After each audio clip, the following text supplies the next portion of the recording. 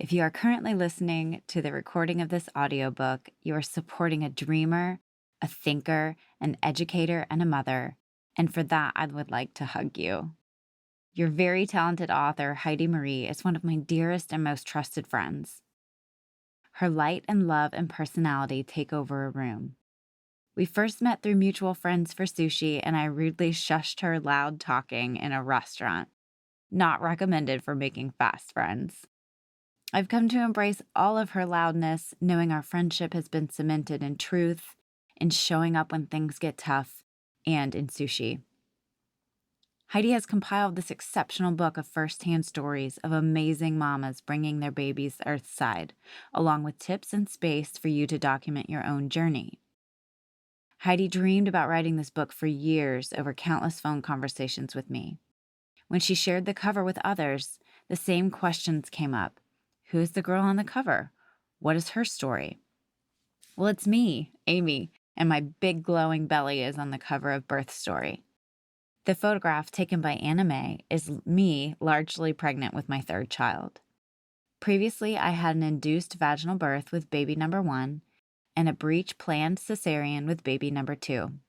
I decided on a VBAC, or vaginal birth after cesarean, for baby number 3.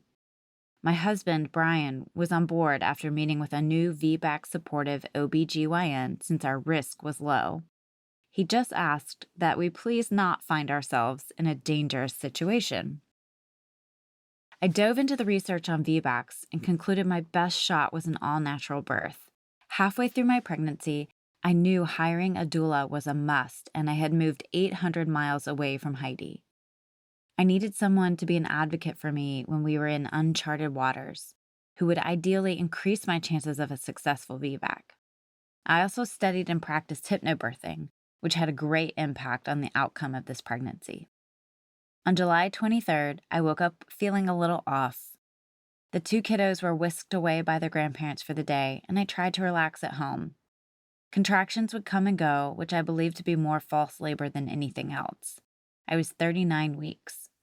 At some point that early evening, between the birthing ball, my trusted essential oil, clary sage, and doing lots of squats, I asked my husband to call the doula. Heidi had been my virtual doula until that point, talking me through the day. When the doula arrived, I was still cracking jokes and talking between contractions. However, I could feel the contractions were both increasing in frequency and intensity. An hour passed and we began talking about our plan to head to the hospital when the contractions were about 5 minutes apart. This is the safe zone my husband and I agreed to since his one wish, remember, was that we didn't find ourselves in a dangerous situation. My doula suggested we try changing positions to see what would happen. I'd spent much of the last hour rolling my hips in circles on the birthing ball and applying the hypnobirthing visualization techniques. Brian casually went to gather a few towels in the event we needed them and to put the dog away in the basement. While he was away, I moved to the bathroom. As I sat down to empty my bladder, a contraction came, and I can vividly remember the shock and terror that passed through me as my water broke. A minute later, the next contraction hit and I began to push. It was uncontrollable. Our relatively stress-free and calm environment abruptly changed. I told the doula to call 911 and that I was not leaving the house. She and my husband insisted that we head to the hospital. Our minivan screamed down the freeway at 90 miles an hour with caution lights flashing and the horn honking. It's pretty safe to say this was not part of the birth plan. Brian was calm and terrified and somehow managed to call the hospital to let them know that I was a VBAC patient on my way and we were coming in hot. That conversation, in my memory, was quite fragmented from the ear-shattering, white-knuckle-inducing guttural labor sounds. There I was in the front seat, moaning in all my pregnant glory. It was July in Kentucky. No shoes, no shirt, no problem. I was just trying not to sit on my baby's head as my husband weaved in and out of traffic. Brian precariously parked backward in the ambulance driveway in prime view of the hospital's main bank of windows. The ER nurses strolled to our car with no sense of urgency, a sweet little wheelchair, and a smile. Then they opened my door, assessed the situation, and agreed with me that this would be happening here and now. I put my feet on the dash and with one push delivered the baby's head. A second push brought my baby into the world. I pulled the baby to my chest to muffle the sound of my heart exploding with joy.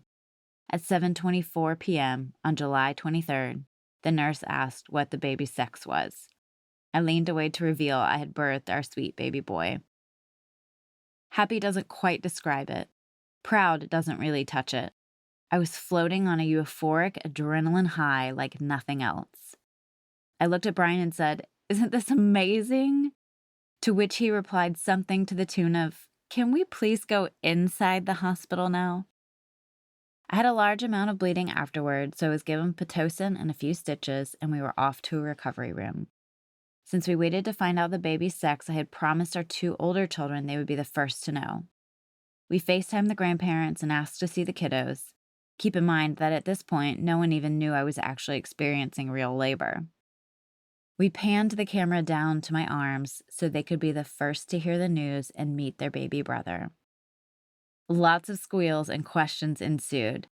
Our 5-year-old had her happy tears and big opinions on his name. After much debate, we named our second boy Thomas Rhodes, a name we had always liked but now was quite fitting due to birthing him on the road. He and I were both healthy, and I achieved my unmedicated VBAC with absolutely zero memory of being in pain. This will forever be one of my favorite stories to tell, and it's finally recorded for memory's sake. Keep listening for inspiration, laughter, words of wisdom, and insight from my talented and dedicated friend Heidi Marie. My whole story lives in a beautiful conversation with Heidi on the Birth Story Podcast, Episode 10. Love, Amy.